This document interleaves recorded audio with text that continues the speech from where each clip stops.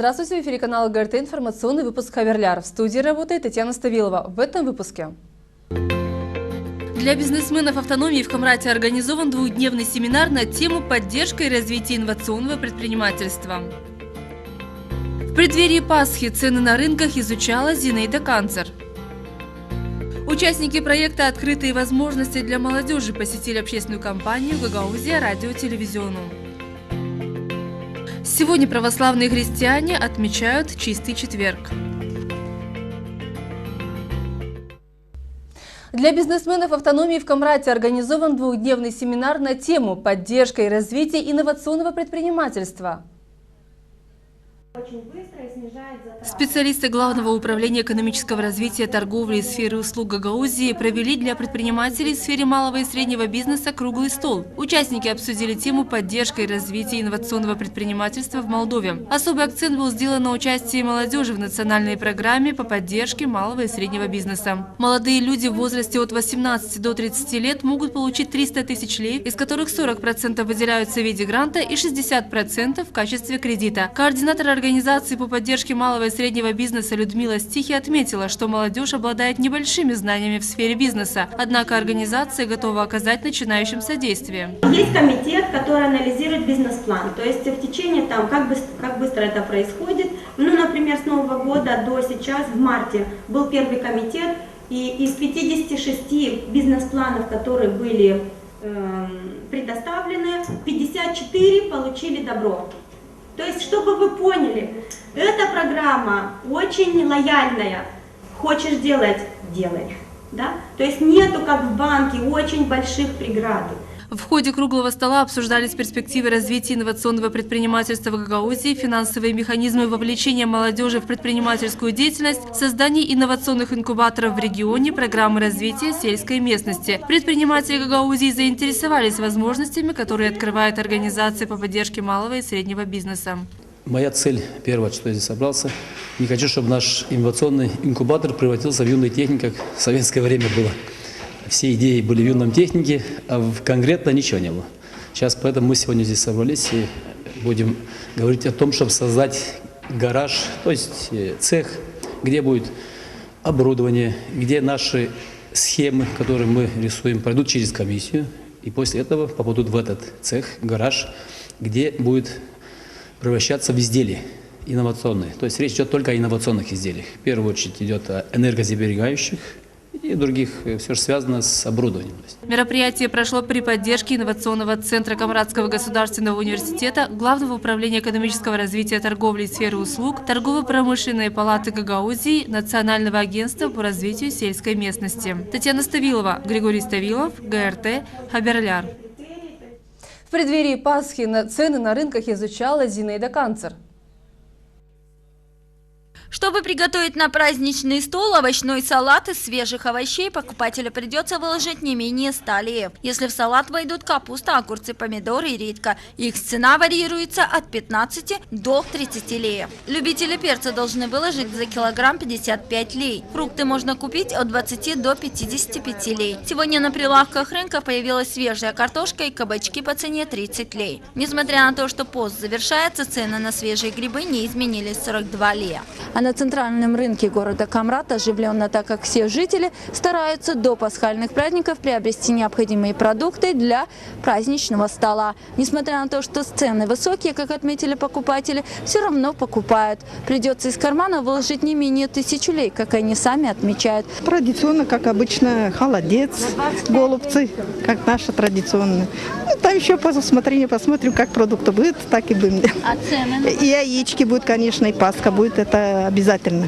Цены, конечно, кусаются, но что делать, если надо, надо.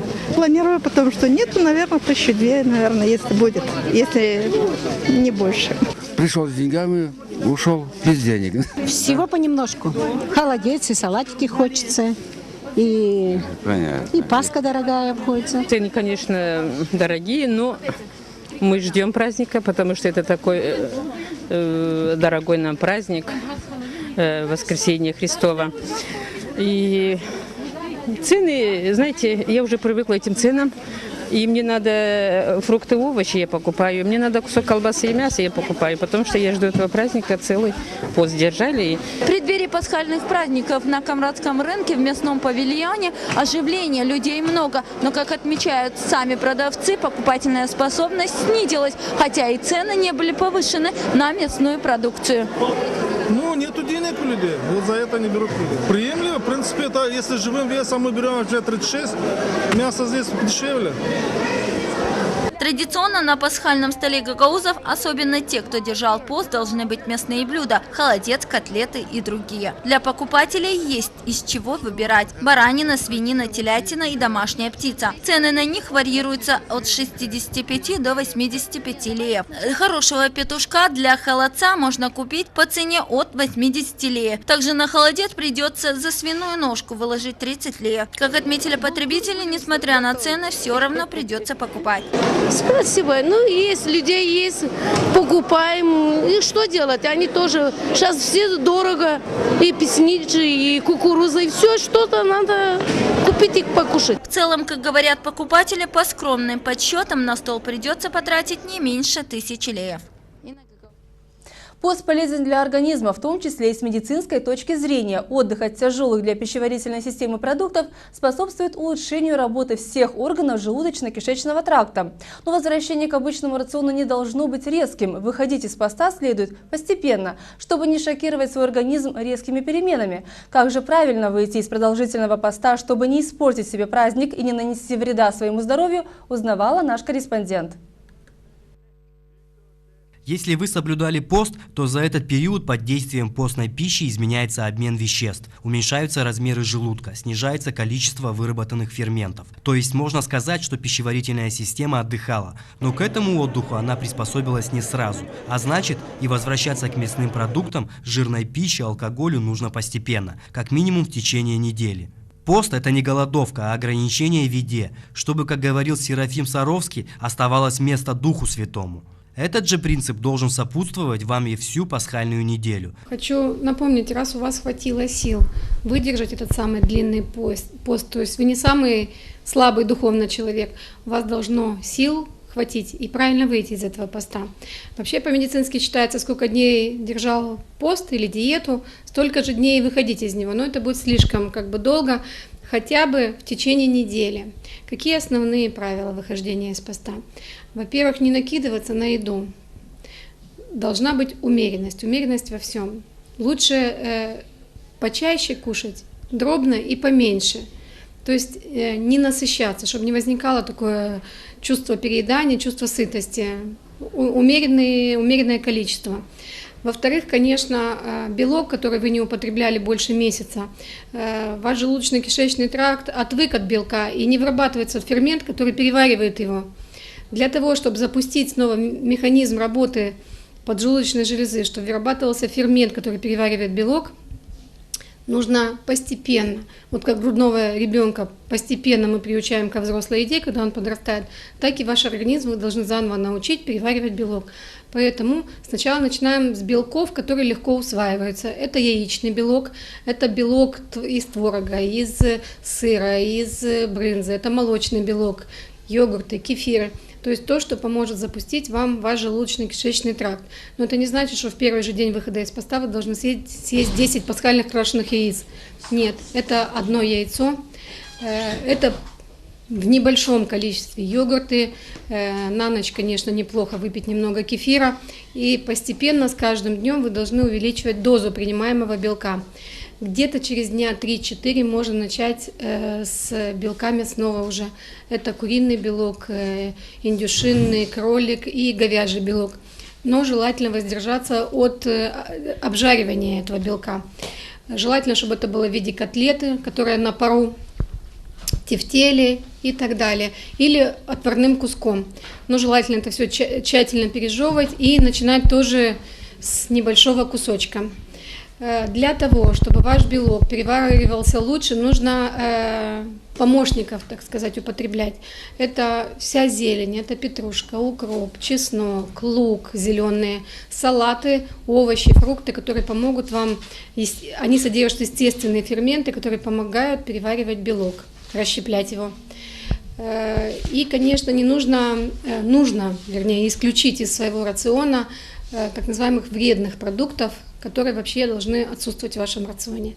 Это сухарики, чипсы, кетчуп, майонез, какие-то искусственные закислители, подкрасители, газированные напитки, которые могут нанести непоправимый вред вашему здоровью. То есть вы сейчас очистились, можно сказать, оздоровились, и те, которые тем более имеют проблемы с желудочно-кишечным трактом, лучше как-то диетического питания придерживаться, во всем соблюдать умеренность, исключить эти продукты. Желательно, чтобы еда была отварная, печеная, тушеная. И тех, у кого есть панкреатиты, холециститы, вот это вот сдоба, паски, куличи, это все очень вкусно. Хотя бы, чтобы это была не свежая выпечка, не теплая, не горячая прямо с пылу с жару, чтобы это была вчерашняя выпечка.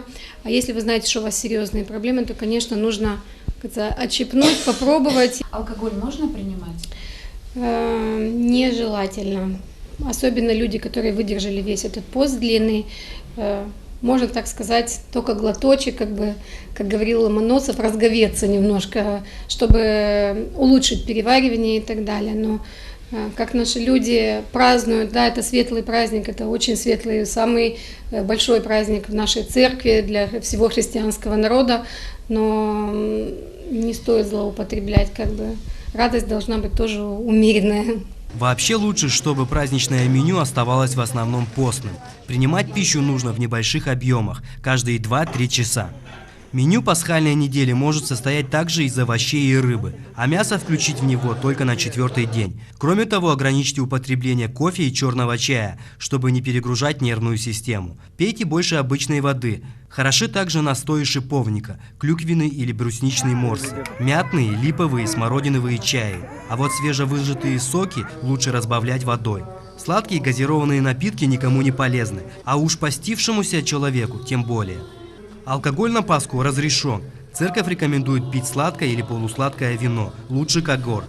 Также существует мнение, что бокал красного сухого вина улучшает пищеварение, замедленное постом. Но всего один бокал, и для этого бокала существуют некоторые правила его употребления. Во-первых, пить рекомендуется для веселья, славя Господа, а не для замутнения разума. Во-вторых, делать это можно только в воскресенье. В канун пасхальных праздников число людей, пересекающих границу, выросло в 3 раза. Об этом объявила для НОМД пресс-секретарь таможенной службы Алина Шаргу. В связи с увеличением потока людей и транспорта были предприняты меры по предотвращению образования очередей на пунктах пересечения границы. Так, на этой неделе и в канун Радоницы процедуры пересечения границы будут упрощены, и таможенники будут проводить менее строгий досмотр. В дни пасхальных праздников контроль над пассажиропотоком на протяжении всей государственной границы будет осуществляться круглосуточно. Далее новости короткой строкой.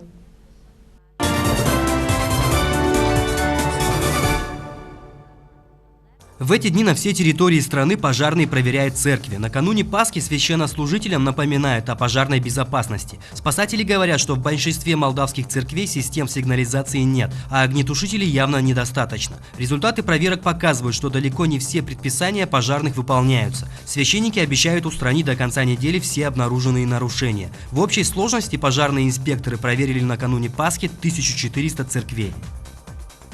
До Пасхи осталось несколько дней, и у киосков, торгующих яйцами, всегда многолюдно. Эксперты предупреждают, нужно быть внимательными, чтобы праздники не омрачила болезнь. Эксперты Национального агентства продовольственной безопасности говорят, что яйца с потрескавшейся или грязной скорлупой покупать не стоит. Показатель свежести – матовая скорлупа. По словам производителей, объем продаж в последние дни вырос втрое. Тем, кто соблюдает пост, врачи рекомендуют есть не больше 2 яиц в день. На рынках десяток яиц стоит от 16 до 20 леев.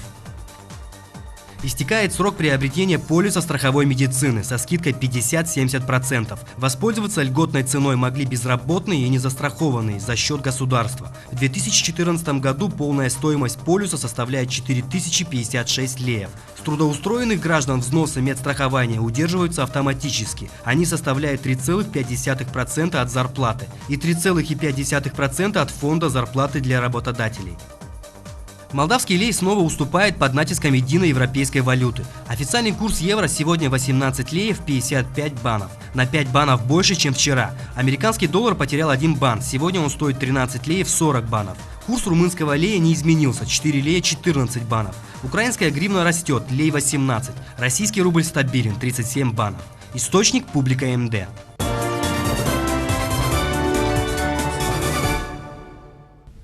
Участники проекта «Открытые возможности для молодежи» посетили общественную компанию «Гагаузия радио-телевизиону». Представителей разных стран встретила председатель компании Анна Харламенко.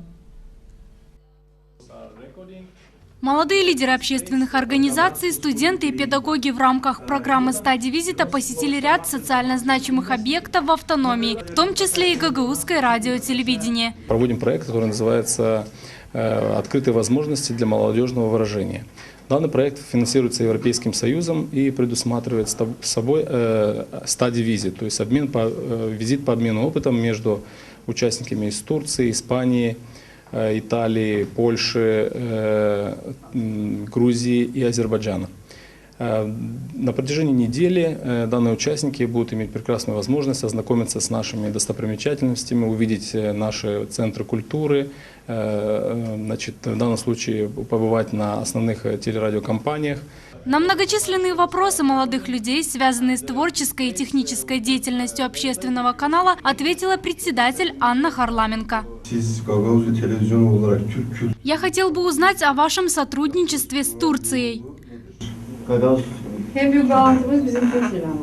Самая тесная связь у нас с турецким государством. Мы получаем от него нужную поддержку и помощь. Сами участники поделились своим мнением о пользе проекта и впечатлениями о Гагаузии. Для всех нас это очень интересно. Раньше я мало знала о Гагаузии, только то, что турецкое государство сотрудничает с вами. Мы здесь, чтобы ближе познакомиться, а на семинарах мы учимся, как улучшать работу с молодежью, как помогать в решении ее проблем. Среди иностранных гостей были и те, кто всерьез заинтересовался работой ГРТ и даже изъявили желание сотрудничать с общественным каналом в дальнейшем. Елена Макану, Григорий Ставилов, ГРТ, Хаберляр. К празднику Светлого Христового Воскресения культурно-просветительское общественное объединение «Айдынык» издаст пасхальный выпуск газеты «Хакикатын Сиси», что в переводе означает «праведное слово». Газета была учреждена выдающимся просветителем гагаузского народа протоиереем Михаилом Чакиром в начале 20 века и выходила до 1938 года. Это пасхальный номер, первый, вышедший в свет после 75-летнего перерыва. Первая газета – это прежде всего специальный выпуск, так скажем, пасхальный. И большинство информации связано так или иначе с Пасхой. На первой странице это пролог Евангелия от Иоанна, который читается в пасхальную ночь.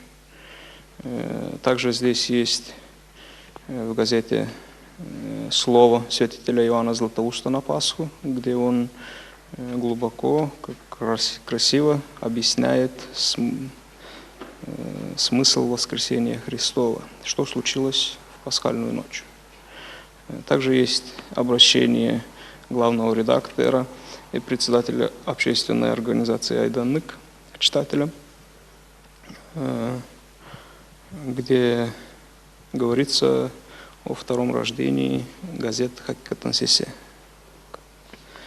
Также есть стихи на гагаузском языке о Пасхе, о гагаузском языке. Издание будет выходить полностью на гагаузском языке, частично на латинице, частично на кириллице, чтобы газету могли читать люди разного возраста. Первый номер «Хакикатын Сиси» вышел в пробном варианте, в необычном газетном формате. В настоящее время общественное объединение «Айдынык» ищет спонсоров для дальнейшего издания газеты.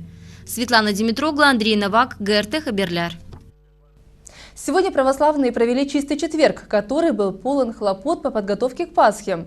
По обычаю в этот день нужно переделать много дел, и при этом, согласно православным канонам, надо не забыть о душе и покаянии. У христиан сегодня Страстной или Великий Чистый Четверг. Церковь вспоминает Тайную вечерю, на которую Христос собрал своих учеников. Перед своей крестной смертью, перед своими страданиями совершил ветхозаветную Пасху со своими учениками.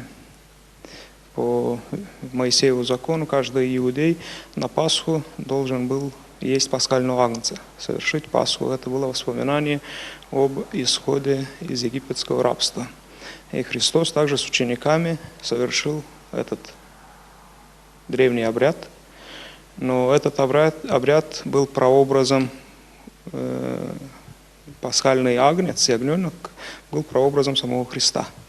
И перед тем, как принести себя в жертву на Голгофе, Христос совершил пасхальную вечерю с учениками в четверг вечером, где установил таинство Евхаристии, таинство святого причащения. Благословив хлеб, дал своим ученикам со словами: «Едите от него все, сие есть тело мое, еже за вы ломимое за вас, которые страдает». Также и чашу с вином благословив, дал своим ученикам со словами: «Пейте из нее все, сия есть кровь моя Нового Завета, еже за вы, за многие изливаемая». Сегодня батюшка поднял кольму о усопших. Сегодня не только об усопших, но и чистит душу человека, кто посещает храм. Сегодня очень великий день. Чистый четверг – это большой очень праздник для православных людей и для всех людей. Чтобы у людей было здоровье, чтобы мир был на земле, чтобы мы жили так, как сегодняшний день живем. Больше не желаем. Утром этого дня во всех храмах Гагаузии прошла божественная литургия. Многие верующие стараются причаститься именно на этом богослужении. В Камрадский кафедральный собор пришли также и учащиеся лицея имени Гавриила Гайдаржи. Сегодня мы вместе с почти всем классом пришли в церковь, чтобы помолиться за наших родных, за близких, за друзей, за родственников. Сегодня все люди ходят в церковь, чтобы причаститься. Они держали Великий пост. Сегодня Великий четверг, и сегодня люди приходят сюда, чтобы очистить свою душу и свои грехи. Я ухожу с чувством легкости, и так легко на душе и спокойно, нету никаких плохих мыслей. Я помолился за своих родственников, за их здоровье. И я сегодня ставила свечки за здоровье своих родных и близких. Преподаватель государственного языка Тамара Шомпал считает, что духовное и нравственное воспитание очень важно для подрастающего поколения. Стараемся как можем воспитать детей в правильном направлении, делаем все возможное. И организовываем такие, не часто, но экскурсии, такие посещения таких святых мест, где нас эти места зовут, и нас, взрослых, и деток. Так что мы все делаем для детей. Чистый четверг считается самым светлым днем Страстной Седмицы. Еще со времен наших древних предков в этот день принято особенно тщательно убираться в доме и купаться. Верующие начинают печь куличи, красить яйца. Завтра самый строгий и самый скорбный день Страстной недели. Светлана Димитрогла, Андрей Новак, ГРТ Хаберляр. О погоде в Гагаузии на 18 апреля в Хаберляр Метео.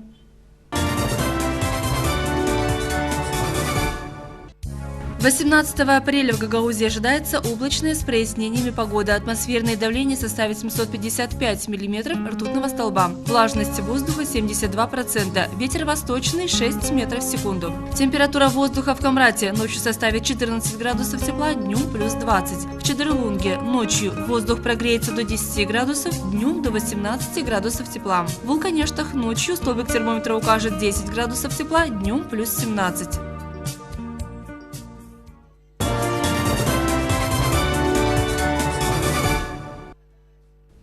Это были все новости на канале ГРТ. Всего вам доброго. До свидания.